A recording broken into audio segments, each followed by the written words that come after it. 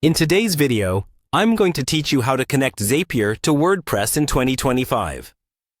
This full tutorial is designed to walk you through the entire process step by step, so by the end, you'll be all set up and ready to go. First things first, open up your web browser and head over to Zapier's website.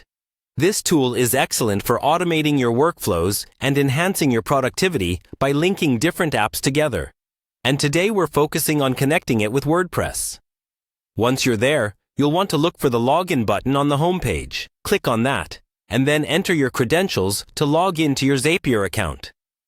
If you don't have an account yet, you can easily create one by following the on-screen instructions.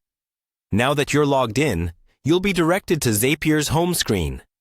This is your command center where all the magic happens. So feel free to take a moment to familiarize yourself with the layout if you're new to Zapier. On this home screen, you'll see various options, but for this tutorial, direct your attention to the left-hand menu where we're going to click on Zaps. This is where you can create and manage all your automated workflows. Once you're in the Zaps section, you'll notice a button labeled Create a Zap.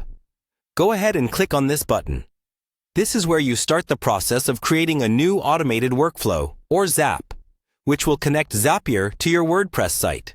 With the new Zap screen open, it's time to get your hands a bit dirty by configuring the steps involved in the automation.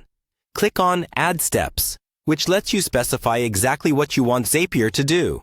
Now, in the search box that appears, type WordPress.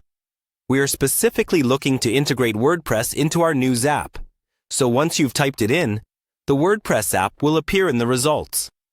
Click on it. Now, with WordPress selected, Zapier may prompt you to sign into your WordPress account if you haven't connected it with Zapier before. Follow the prompts to authorize Zapier to access your WordPress account securely. This might involve entering your site URL and login details. Don't worry, it's a straightforward process, but make sure your account credentials are handy. And there you have it. You've now taken the foundational steps to connect Zapier to WordPress.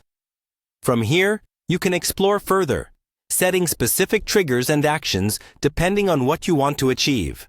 Maybe you want to automate posting to your WordPress blog or sync comments. The possibilities are vast. Remember, automation is all about enhancing your workflow, so tailor it to fit your needs best. Thank you for joining me today, and happy automating!